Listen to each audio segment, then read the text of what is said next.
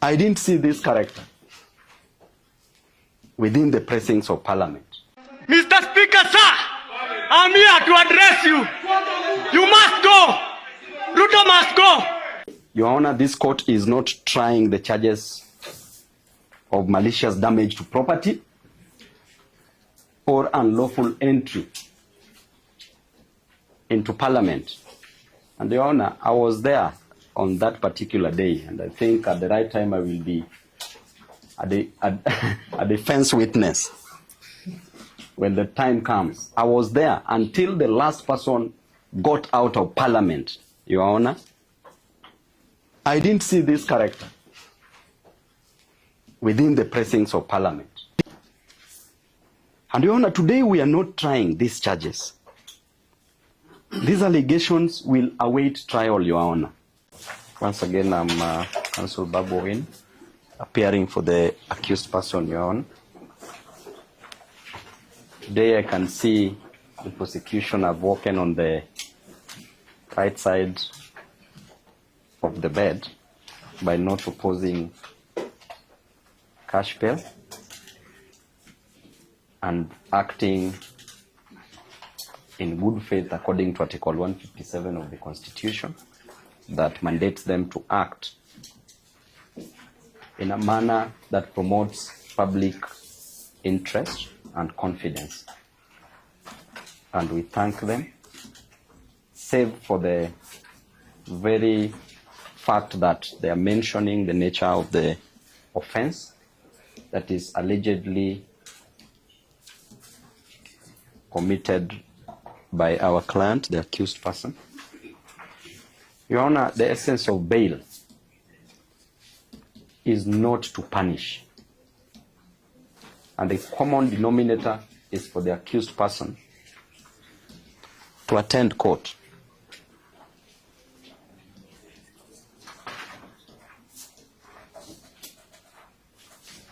Your Honor, the accused person before you appeared before your sister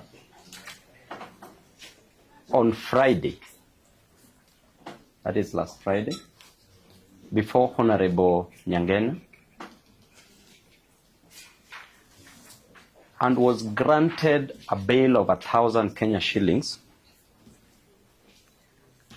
And just probably to give you brief facts on why he appeared, Your Honor, he was arrested in his house along Thika Road, together with his brother,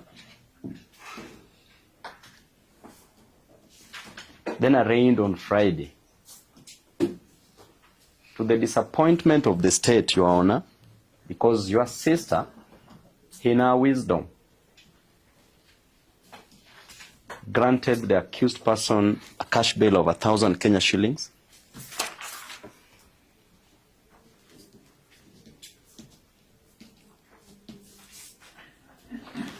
To the disappointment of the state, they rearrested Mr. Kiama, a student at Kenyatta University, Your Honor, in his 4th year, planning to graduate in December, was rearrested within the court precincts, Your Honor. That alone shows contempt, disrespect of the court, Your Honor. The manner in which he was arrested was so dramatic. Right as he was leaving the basement cells, forced his father to accompany him, because you know, Your Honor, the norm in this nation is that the moment you are abducted in the full glare of the cameras, or even without the cameras, Your Honor,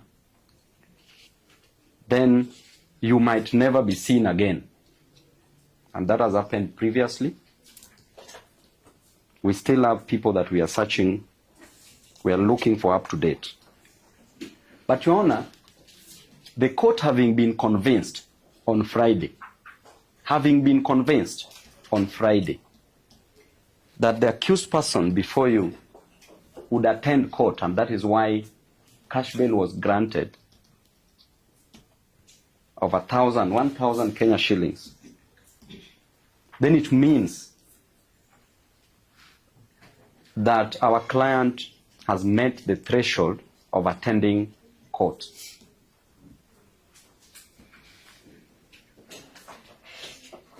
Your Honor, the bail and bond policy of the court stipulates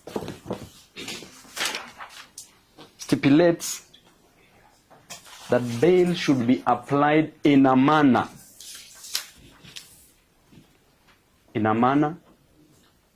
that suggests that it is not punishing before trial. Not punishing, Your Honor, before trial. Because at all times, Your Honor, the accused person remains innocent until the contrary is proved, as per Article 50, Sub-Article 2, Paragraph A of the Kenyan Constitution.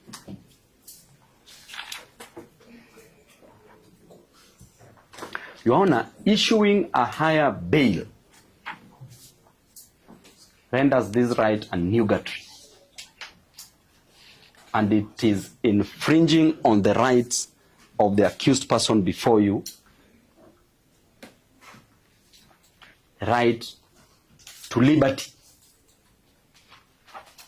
as enshrined in Article 29 of the Kenyan Constitution.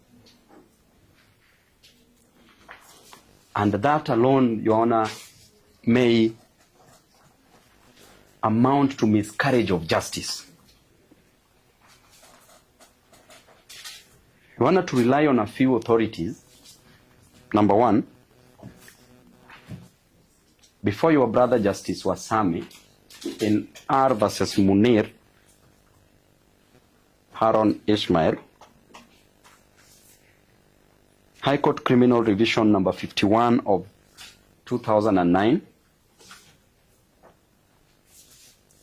Justice Wasami said that the basic denominator is to secure attendance. The basic denominator is to secure attendance of the accused person to answer to charges against him. No nature of the offense mentioned, Your Honor. No nature of the offense mentioned, because that comes at the trial level. Another case of Cyril Kipto Serem versus the Republic in 2020, EKLR, before your brother Justice Muredi.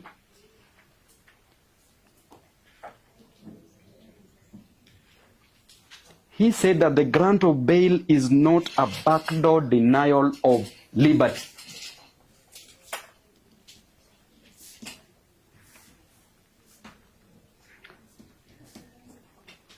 Grant of bail is not a backdoor denial of liberty, contrary to and in mockery of Article 49(1)(h)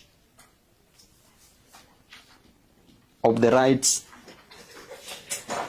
of an accused person.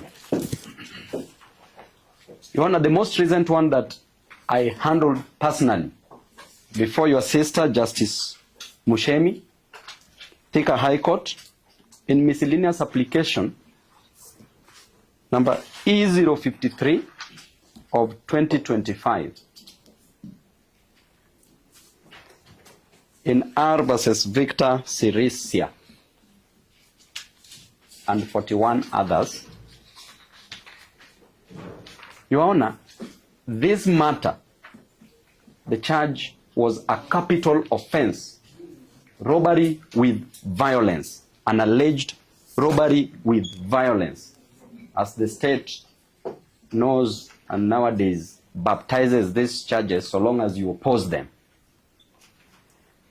Your Honor, the cash bail that was admitted to these accused persons was 30,000 Kenya shillings. And I want the prosecution to note that this was a capital offense. This is a capital offense. So whatever is before you, Your Honor, does not equal to even 1/8 of a quarter of this capital offense charge, robbery with violence. Then it was further revised, Your Honor, by your sister, Honorable Tambo, because our clients could not afford, they were students, to 15,000 Kenya shillings, capital offense. So, Your Honor, do not entertain what we are being served by the prosecution. We, in lack of a better word, we say it's balderdash, gibberish.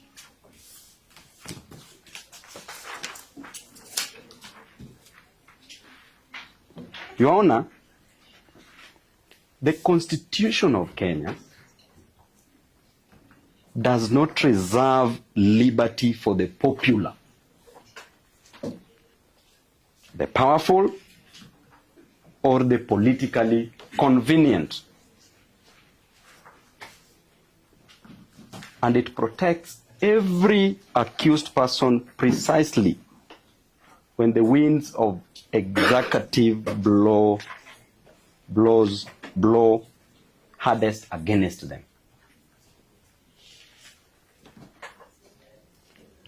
Today, Your Honor, this court is not trying the charges of malicious damage to property or unlawful entry into Parliament. And Your Honor, I was there on that particular day, and I think at the right time I will be a defense witness when the time comes. I was there until the last person got out of Parliament, Your Honor. I didn't see this character within the precincts of Parliament. And Your Honor, today we are not trying these charges. These allegations will await trial, Your Honor. Today, this court is trying something else. And that something else is the Constitution itself. The Constitution is in trial. So therefore, will Article 49, Your Honor, serve moments of political heat as served? Or will it become a fair weather promise? Your Honor, remember we said that even granting a higher bail amounts to denial of bail. And bail is not a medal for innocence. It is not a medal for innocence. It is recognition of the presumption of innocence. Article 52A. And therefore, Your Honor, if pretrial detention becomes the default in case a higher bail is granted, then acquittal years later, Your Honor, becomes nothing more than an apology that can never restore the lost liberty.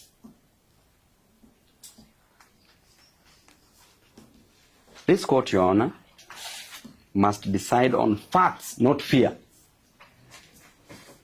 from the state, and decide to give this student, Your Honor, very reasonable, Your Honor, because he's a student, very reasonable bail terms.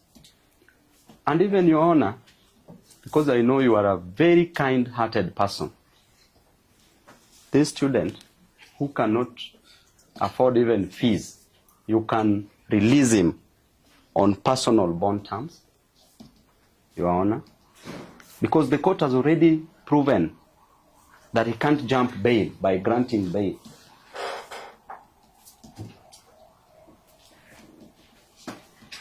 Your Honor, the Constitution that we serve deliberately places liberty before conviction.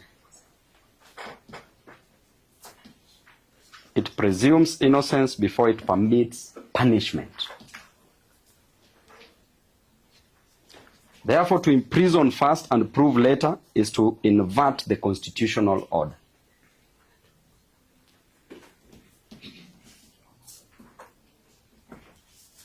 And the accused person before you, Your Honor, does not surrender constitutional rights at the gates of a police station. The Constitution accompanies him everywhere, including the docks, Your Honor, and it protects him.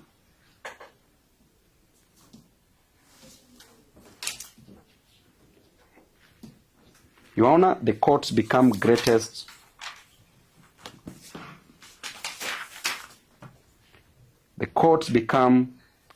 when they refuse to let the executive's emotions write judicial orders.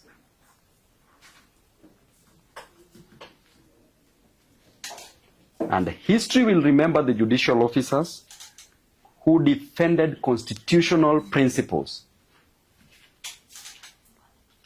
When doing so, Your Honor, was unpopular.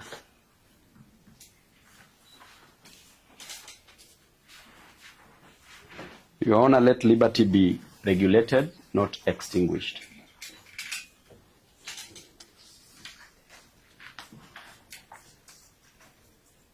Let bail remain what the Constitution intended it to be, Your Honor, which is the rule. And detention, the carefully justified exception. And your court, Your Honor, is where the Constitution must be loudest, when the executive is trying to be loud. Pretrial detention, Your Honor, is not a substitute for conviction.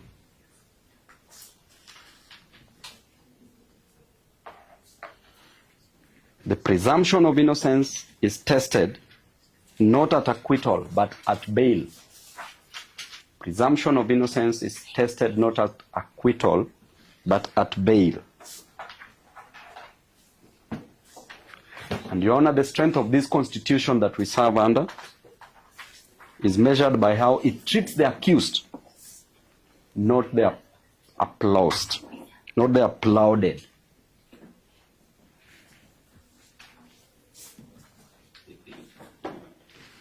And liberty cannot be denied, Your Honor, because the allegations are dramatic.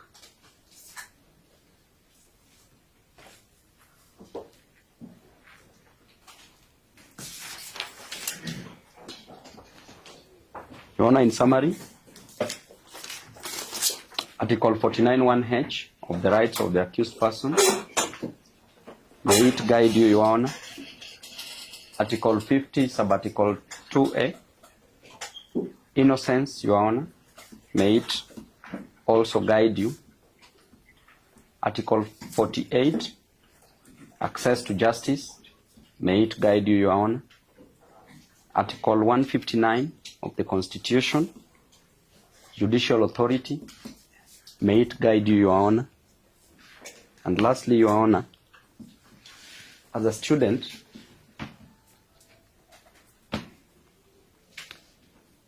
may you be merciful on him, Your Honor, because granting a cash bail that he can't afford will make him not graduate. And this is a student who left his parents who have no means of survival, Your Honor, doing odd jobs to educate him from primary school right now to the university level, Your Honor. Sold everything, parcels of land that they had, sold all the animals, including chicken, that they had, to educate him, Your Honor, to the university level, awaiting graduation, Your Honor. When he left, he promised his parents, Your Honor, that he would change their lives. How can he change their lives while he's in prison, Your Honor? That will be a recipe for chaos within his family and even possible suicide, Your Honor. Therefore, Your Honor, please be merciful and shame the devil, Your Honor. I rest my case. Having appreciated all the circumstances of the case and also the nature of the offenses which are facing the accused person, which I might still insist are misdemeanor, I do believe the accused person is deserving of reasonable bond terms, and I'll hereby direct as follows. The accused person is hereby granted a personal bond of Kenya shillings 100,000. We'll also avail one surety to give a personal recognizance of a similar amount. We can have the defense counsel supplied with a copy of the charge sheet, the witness statements, and all other documents that the prosecution is relying upon.